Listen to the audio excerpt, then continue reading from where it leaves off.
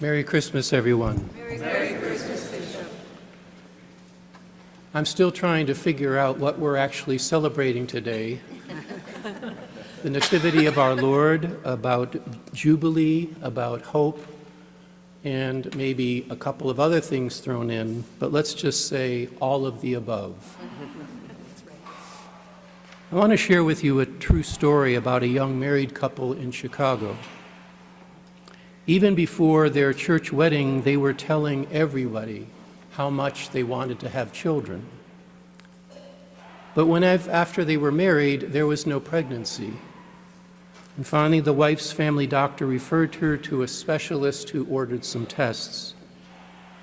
And this woman learned that she had cancer and it prevented her from being able to conceive. And after a long period of cancer treatment, the mother regained her health. And rather than complain about their situation, the young woman and her husband decided to adopt.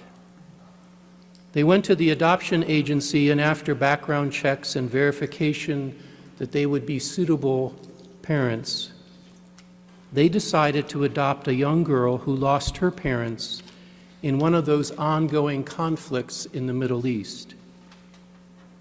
Her name is Fatima, as we would pronounce it in American language. Fatima was 8 years old. And at first, everything seemed to be going well for her to make this transition into that family. Then Fatima's adopted mother began to notice some odd behavior. Little things around the house were starting to disappear. Things like family photographs and little images of saints, a rosary, all kinds of little things. And finally, the mother discovered that Fatima had been hiding all of these little treasures in a box, in a closet in her room. And when Fatima's mother asked her, the girl confessed that she was keeping all of those things because they helped her to remember her real family, who was no longer a family. And the little girl began to apologize and asked if she was going to be sent home because of her misbehavior. Her adopted mother said, "I would never even think of doing that. My only concern is about you." That conversation led to a deeper bond between Fatima and her adopted mother. And the mother who shared this story said that her love and her husband's love for the girl grew even stronger.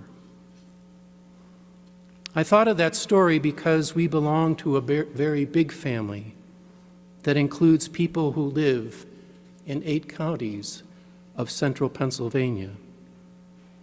You and I, all of us here, are related to each other in our parishes, our families, in our dioceses, because we share one Father, Abba, who made each of us in his own image and likeness.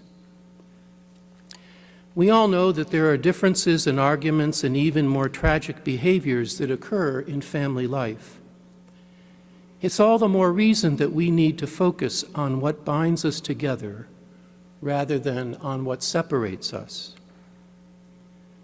You know, Pope Francis had all of that in mind and more when he spoke at a Mass on Christmas Eve in Rome, when he explained that what we celebrated Christmas must never be forgotten.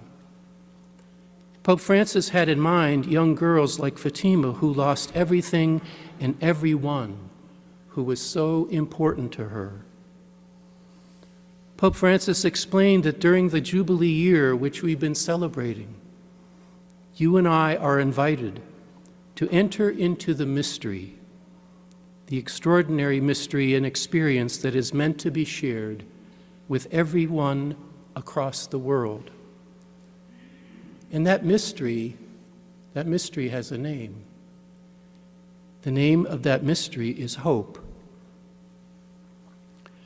The Holy Father announced in plain words that during the time of Jubilee, the door of hope is opened wide to the whole world.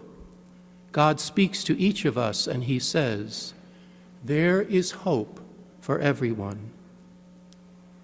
In our time, at this very moment, you and I have a great opportunity that we should embrace in this coming new year. Pope Francis and now Pope Leo are well aware of the suffering of so many people in our world. They are the real experiences of real people, like a young girl, Fatima, who lost hope when her parents and her siblings were taken away in a brutal war. During the Jubilee year, we are invited to search for hope, to find hope, to rediscover hope, and to share hope with one another, especially those whose lives who have forgotten or have never experienced real hope in their lives. That real hope may seem out of this world, but that source of hope is accessible to every one of us and everyone that we meet or encounter in our daily lives. Hope is real and available. We only need to look for it. We only need to open our hearts to God and say, "Lord, give me that virtue of hope." What a wonderful way for us to celebrate the conclusion of this Jubilee by gathering together in this cathedral church to pray together and to be reminded of the words of St. John Paul II, who says, "Hope is the confident expectation of divine blessing." If you haven't pondered it, if you haven't thought about it, what's been going on in this Jubilee year of hope for these last many months, I invite you to do that today. And maybe even speak with someone else and say, what did you get out of this experience? What did you learn about hope? So many people in our world live lives that are on the total opposite of the spectrum from hope. Their lives are literally in despair. And too often we find life challenging, and we think that life is not fair. And we're drawn away from hope, and we get forgetful or despondent or even desperate. A young girl from Ethiopia can tell you all about that. When you come forward to receive the body and blood of Christ, think of those people in our world today who hunger, not only for the bread of life, Jesus Christ, but for the virtue of hope that should be present and available to us and to everyone at every single moment.